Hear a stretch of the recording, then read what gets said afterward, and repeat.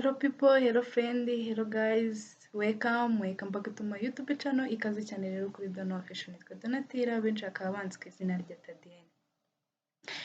Niba uri mushyashya kora subscribe ndakwinginze, kandi kuri kakazogera k'umukara kugira ngo ujye ubona notification yuko na uploadinze video nshyashya ujye uyibona mu ba mbere. Niba nawe kandi nawe uri musango, ikaze cyane.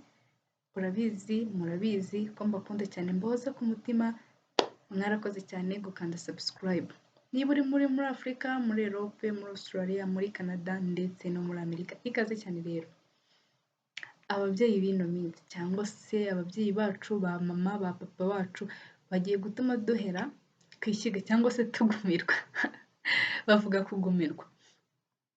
Ikintu cy'inkwano cyangwa se ikintu cyo kuvuga ngo muraca amafaranga abahungu cyangwa se abasore.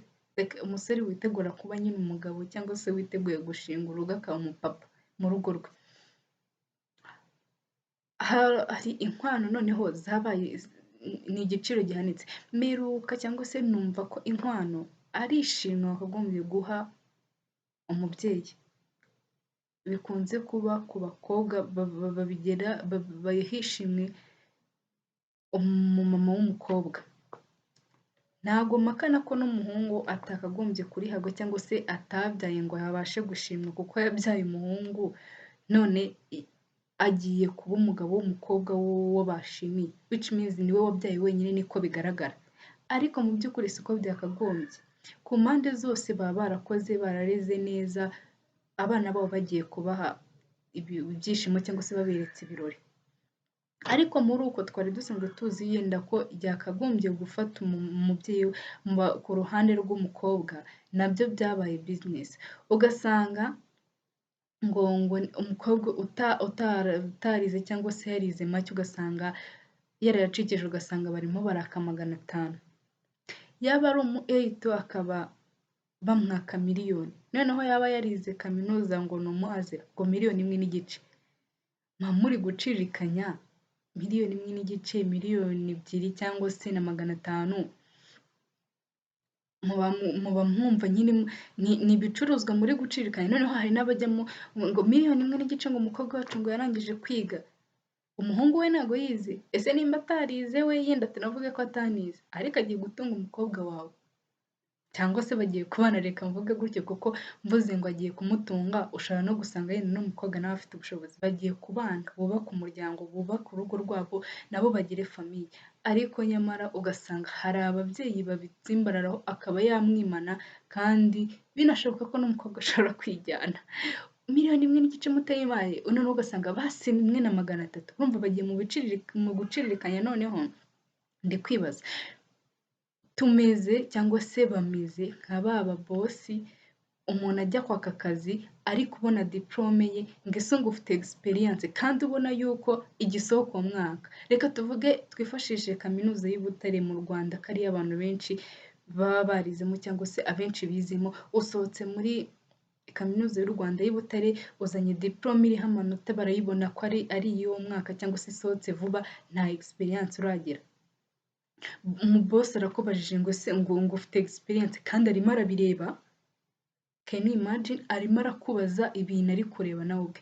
Urimo nimba ushaka ba experience, jya ubishyira no muri rya tangazo muvuga ngo yenda murashaka abakozi, uvuge ngo yenda nshaka umukozi ufite experience y'imyaka 5, ubisinyeho. Nimba ari imyaka 2 cyangwa se 3 cyangwa se amezi, ubisinyeho. Niba umva yuko nta muntu wakwinjira muri company na experience, erega kuba na experience afite ntabwo bivuze ngo nta bushobozi afite. Ikintu muracyumva.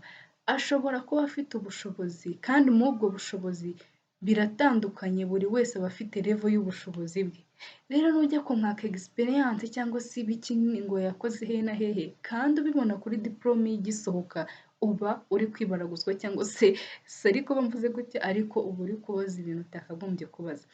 Rero n'urwo rugero nabahaga, bimeze nk'uwo musore nakubwiraga, avuye kwiga cyangwa se arangije kwiga, ntago arabona ayo mafaranga, ntago arabona 1.5 million cyangwa se 1 cyangwa 1.3 million.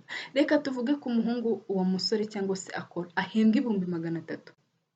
Muri ibyo 300,000 akeneye gukuramo geto, akeneye gukuramo kurya no kwambara, akeneye gukuramo n'utundi tuyishu twose agomba gukemura mu buzima bwe, ugereranyije mu bihumbi 300 wasevinga angahe?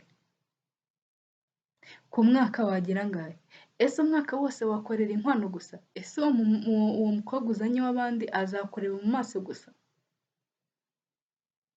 Ba mama cyangwa se ba papa, famiye cyangwa se imiryango yacu mugerageze muce inkoni zamba, ntago sinibaza yuko umuntu nimba arangije ejo bundi cyangwa se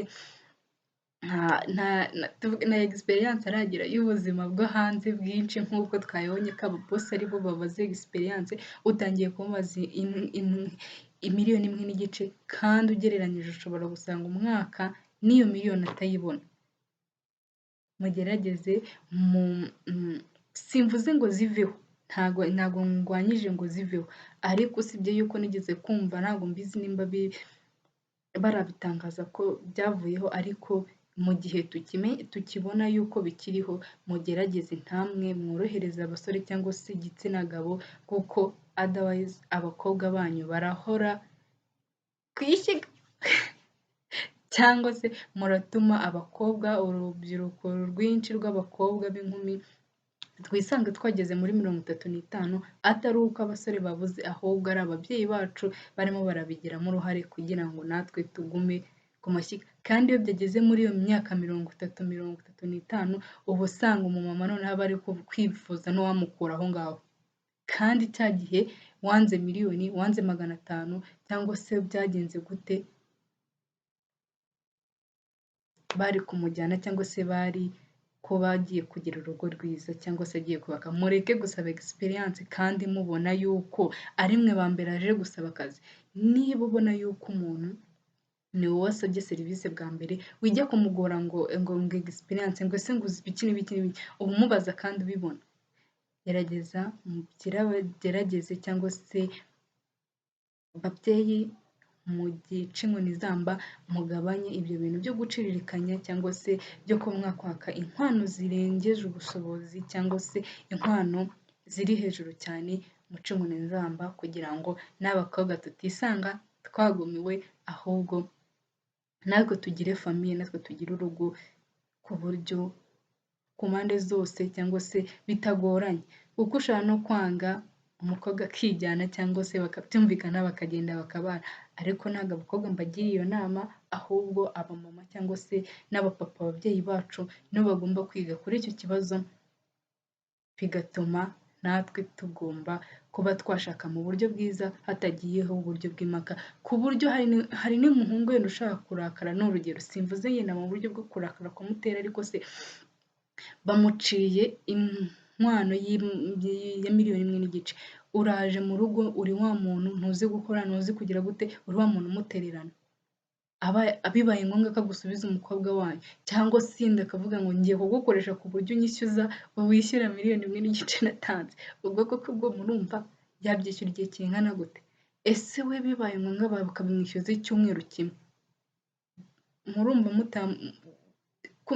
muba muri nko kuba n'igikize, mwabigize business, mwabigize nk'aho ari nko kugurisha umuntu mu buryo bworoshye, kandi amafaranga noneho nimba ari ishimwe ntabwo rigombera ayo miliyoni, abaye ahari yayaguha, ariko abaye atanahari mwibagora, nabo bakeneye kuzamuka, nabo bakeneye kwita ku miryango yabo kandi bagatera imbere.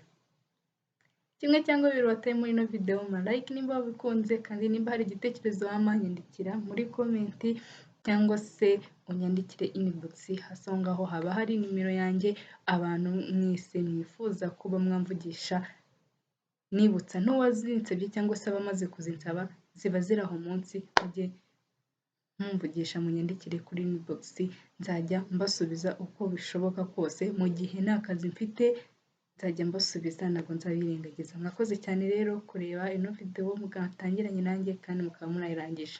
Bye.